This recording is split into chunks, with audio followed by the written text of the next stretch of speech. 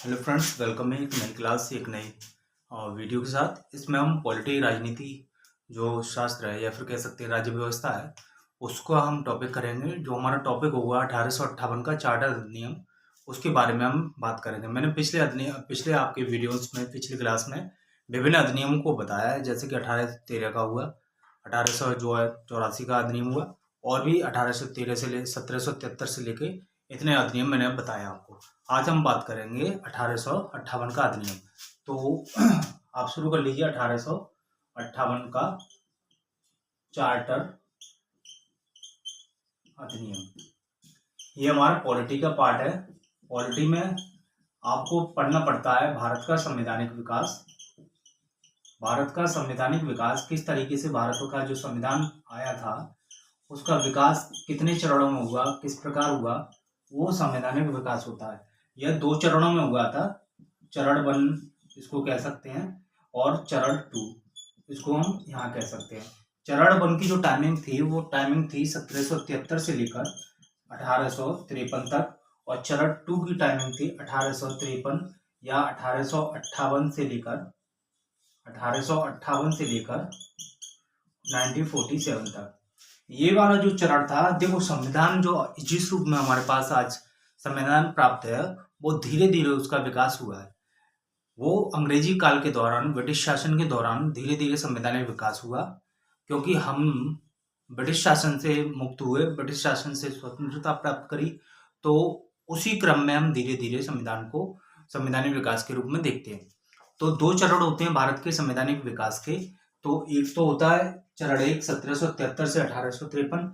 यह east India जो company थी, ईस्ट इंडिया कंपनी के अंतर्गत जो संवैधानिक विकास है के अंतर्गत संवैधानिक जो विकास है वो रखा जाता है। यानी कि ईस्ट इंडिया कंपनी ने जो भी चार्टर अधिनियम बनाए वो उसको 1773 से 1853 तक रखा जाता है। और ये जो दूसरा चरण है ये ब्रिटिश शासन के अंतर्गत ये संवैधानिक विकास रखा जाता है।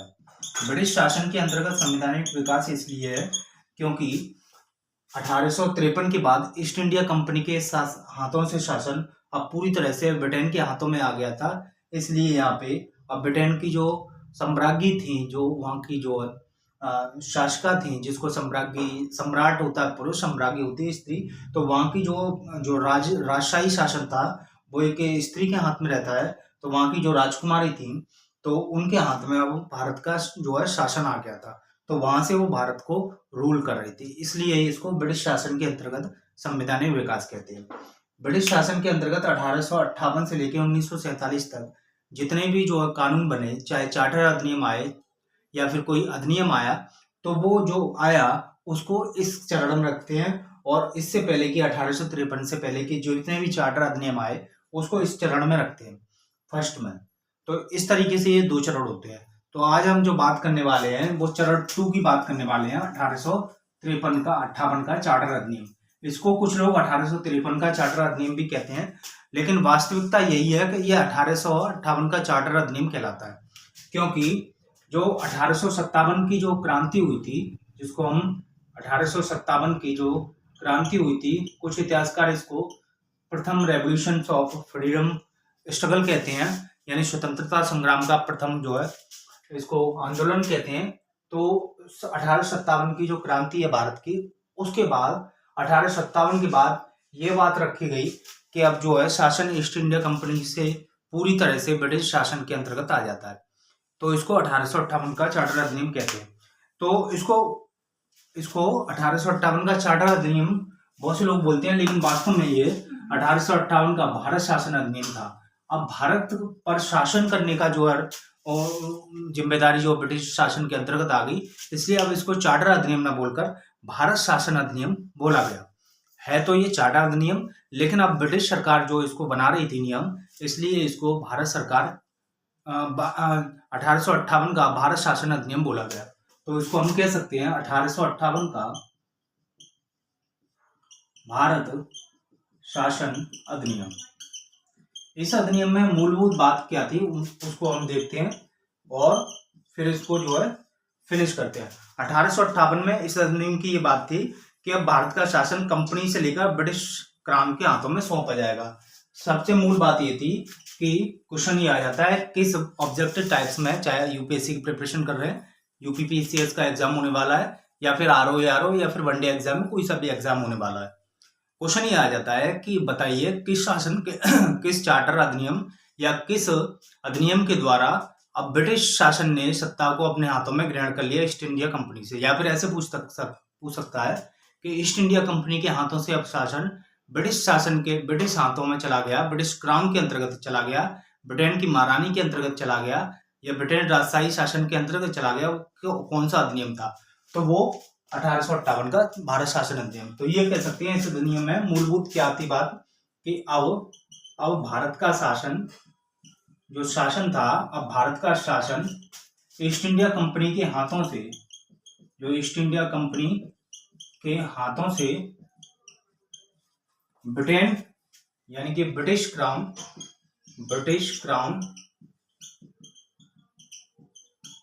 के अंतर्गत आ गया। पहली बात तो ये थी,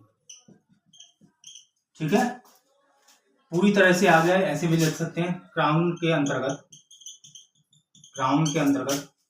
अब पूरी तरह से आ गया। ठीक है, ये बात पहली बात थी। नंबर 2 अगर बात करें, इसको 1 डाल सकते हैं, इसको 2 डाल सकते हैं, दिखाई दे रहा कि नहीं, एक बार रीचेक कर लूं।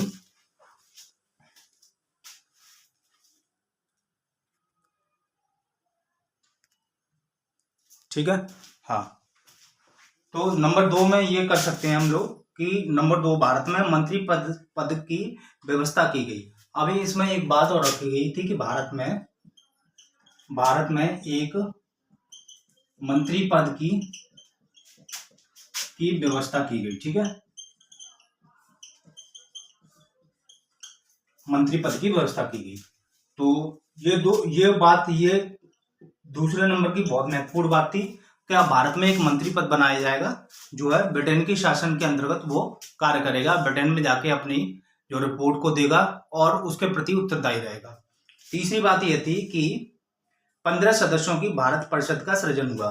तो इसमें तीसरी बात यह थी कि 15 सदस्यों की भारत परिषद का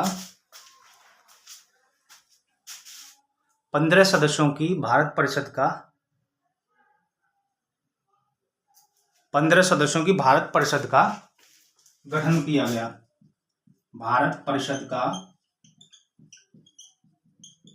गठन किया गया। ठीक है, ये तीसरी बात थी। नंबर चौथी बात ये थी कि अगर इसमें 15 सदस्यों की जो गठित सदस्य देखें तो उसमें 8 जो सदस्य थे ब्रिटिश सरकार द्वारा और 7 सदस्य कंपनी के निदेशक मंडल द्वारा चुने जाने थे। तो 8 सदस्य प्लस 7 बराबर 15। तो 8 जो सदस्य थे वो थे ब्रिटिश शासन के अंतर्गत और 7 सदस्य थे वो कंपनी के जो थे वो कंपनी के निदेशक मंडल थे। अभी भी कंपनी का हस्तक्षेप जारी था पर जो उसमें पूरी तरह से शासन ब्रिटिश शासन के अंतर्गत आ गया। जो सदस्य बनाए गए तो जो परिषद बनाएगी तो उस परिषद में 15 सदस्यों की भारत परिषद बनाएगी। उसमें 8 सदस्य थे जो ब्रिटेन सरकार के थे और 7 सदस्य थे वो कंपनी के थे। ये मूलभूत इसमें बातें थी। अगर अगली बात देखें कि भारतीय मामलों पर ब्रिटिश संसद का सीधा नियंत्रण स्थापित हो गया, और देख सकते हैं इसको कि अब भारत के मामलों पर ब्रिटिश संसद का पूरी तरह से नियंत्रण स्थापित हो गया। ये भी इसमें महत्वपूर्ण बात थी। क्वेश्चन आ जाता है कि किस अधिनियम के अंतर्गत ब्रिटिश शासन का भारत पर अब पूरी तरह से नियंत्रण स्थापित हो गया? तो कह सकते हैं नंबर 4 में कि अब भारत पर ब्रिटिश शासन का पूरी तरह से नियंत्रण स्थापित हो गया। ठीक है, 5 नंबर की हम बात कर सकते हैं। नंबर 5 पे जो महत्वपूर्ण बात थी कि मुगल सम्राट के पद को समाप्त कर दिया गया। अब जो मुगल सम्राट का पद था, चूंकि बहादुर शाह जफर द्वितीय को पकड़कर रंगून भेज दिया गया और मुगल सम्राट पूरी तरह से समाप्त हो गया और भारत में मुगल सत्ता 1858 के बाद पूरी तरह से समाप्त हो जाती है। तो ये कह सकते हैं कि मुगल सम्राट का पद अब पूरी तरह से समाप्त हो गया, क्योंकि जो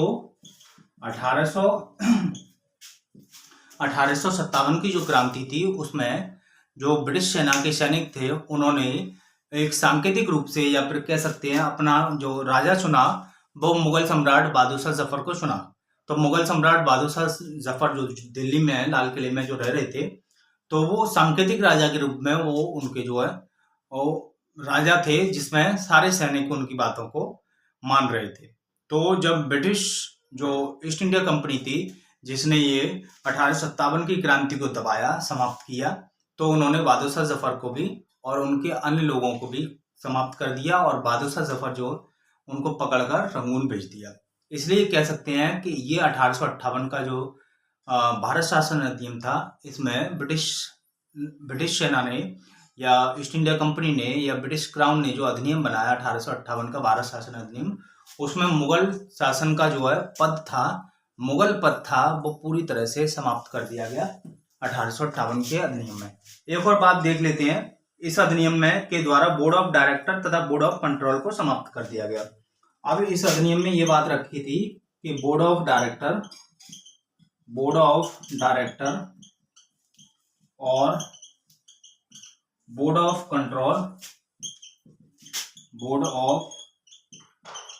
कंट्रोल का पद पूरी तरह से समाप्त कर दिया गया। ये बात से समाप्त कर दिया गया, ये महत्वपूर्ण बात थी इसमें, ठीक है। तो इतनी बातें मैंने 1858 के अधिनियम में बताई है। थोड़ी सी और बातें जिसमें हम अगले वीडियो में बात करेंगे और निरंतर हमारी क्लास चलेगी। अगर ये आपको क्लास पसंद आई हो, अच्छा लगा हो, तो आप वीडियो को लाइक करें, चैनल को सब्सक्राइब करें और डेली बेसिस पे अब क्लास चलेंगे हर एक विषय की। फिर मिलते हैं। नमस्कार, धन्यवाद।